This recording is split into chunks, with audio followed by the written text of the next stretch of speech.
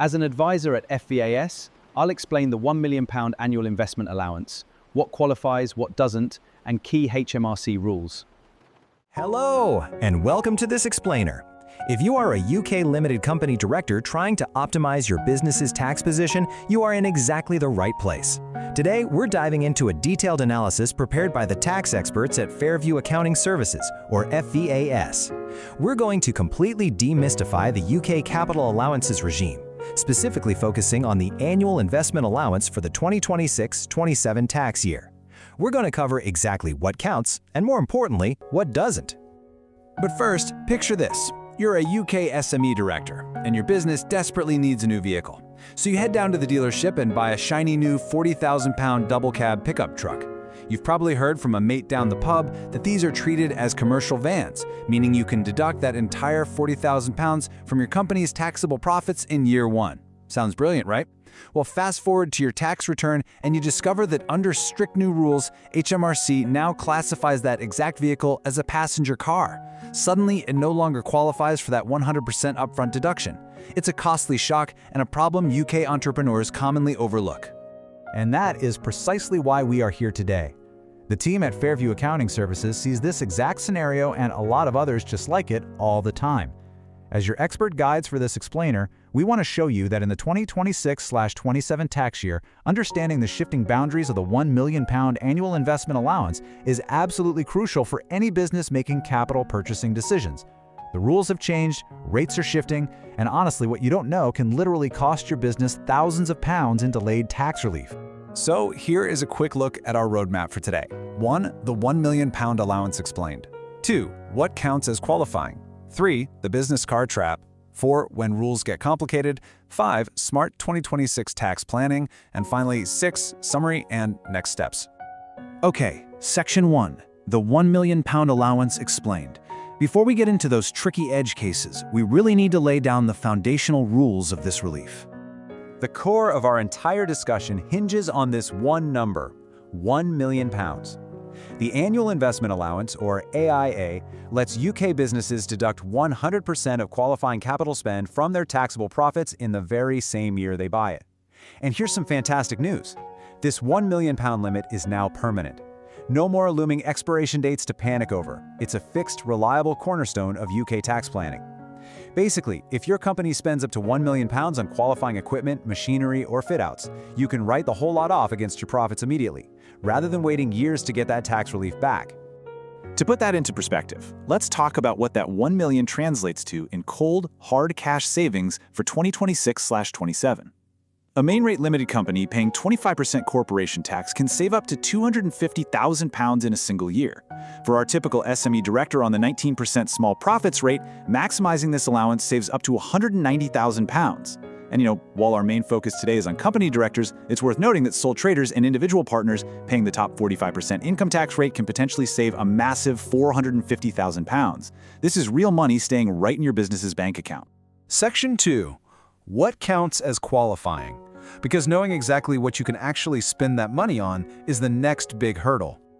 Now, the term plant and machinery sounds like you need to be running some giant, heavy manufacturing factory, right? But it's actually incredibly broad. It covers your everyday computers, servers, and office furniture. It covers true commercial vehicles like vans and tractors. But a lot of people overlook this detail. It also covers commercial solar panels and battery storage.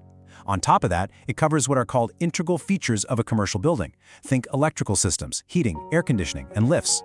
And brilliantly, while standard cars are excluded, some very specific vehicles like traditional London black cabs and dual-control driving school cars actually do qualify as machinery for this 100% allowance. But you have to be really careful where you draw the line here. Plant and machinery qualifies absolutely, but land, buildings, and standard business cars are strictly excluded. You cannot, for example, claim AIA on the purchase price of the land your factory sits on, or the structural walls and roof of the building itself. Standard passenger cars, or any assets you previously owned personally and then transferred into the business, they fall under entirely different, much less generous tax rules.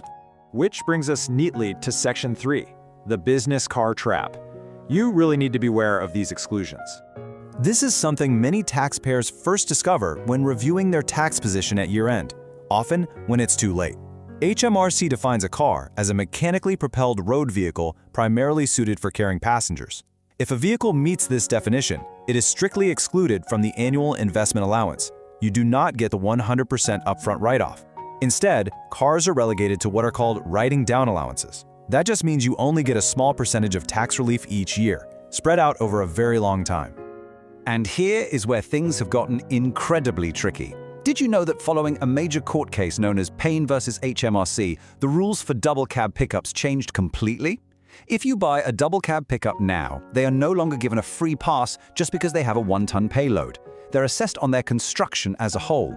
Because they have a second row of seats, HMRC now classifies them as cars for capital allowances. You lose the AIA.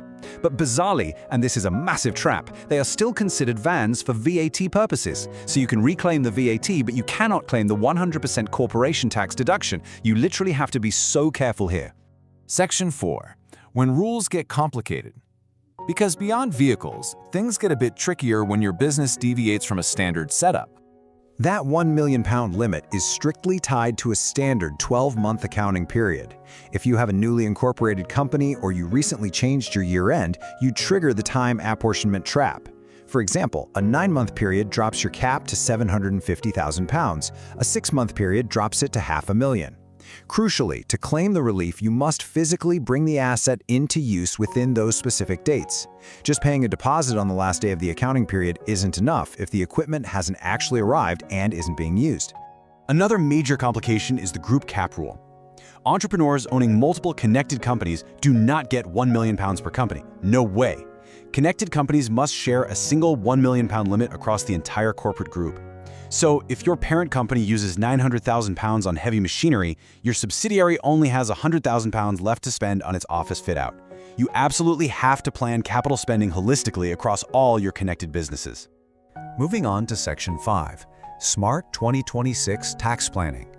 Timing your purchases right now is more critical than it has been in years. Why? Well, because of this number, 14%. In April 2026, the main rate of writing down allowances drops from 18% down to 14%. What this means in plain English is that if your purchase does not qualify for the 100% annual investment allowance, maybe because you exceeded the 1 million cap or you fell into that car trap, your asset goes into a pool. Before April 2026, you could write off 18% of that pool's reducing balance each year. Now it's dropping to just 14%.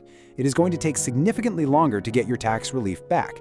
Missing the AIA just became a whole lot more expensive for your business's cash flow. Sir, here is a professional tip for you. Because of these upcoming changes, you really need to use what tax advisors call the claim priority matrix.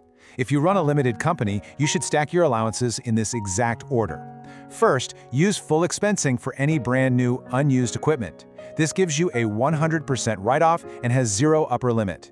Second, save your precious £1 million AIA specifically for secondhand items or special rate items like commercial solar panels and integral building features because those don't qualify for full expensing. Finally, if you've exhausted those options, rely on the new 40% first-year allowance or the 14% writing down allowance. Structuring it this way ensures you get the absolute maximum cash back in year 1. Okay, we've covered a lot of ground today. Section 6, Summary and Next Steps. Let's wrap up with the key takeaways. Here are the core things you need to remember. First, breathe easy, knowing the £1 million AIA limit is permanent. Second, be acutely aware that the fallback main rate writing down allowance drops to a much slower 14% in April 2026, which makes the AIA more vital than ever. Third, remember the trap. Cars, and importantly, double cab pickups bought today do not qualify for that 100% relief.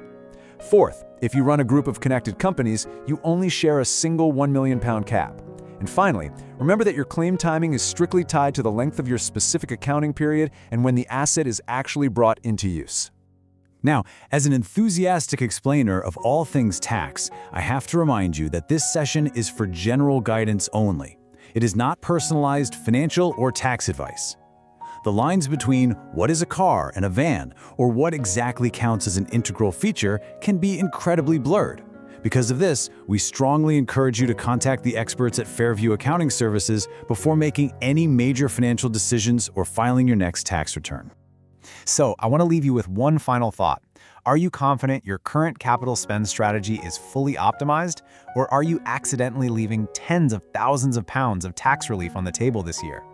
Don't let a simple misunderstanding over a double cab pickup or a 9-month accounting period completely derail your cash flow. Reach out to FEVS today, review your capital position, and make absolutely sure your business is claiming exactly what it's entitled to. Thanks so much for learning with me today, and we'll catch you next time.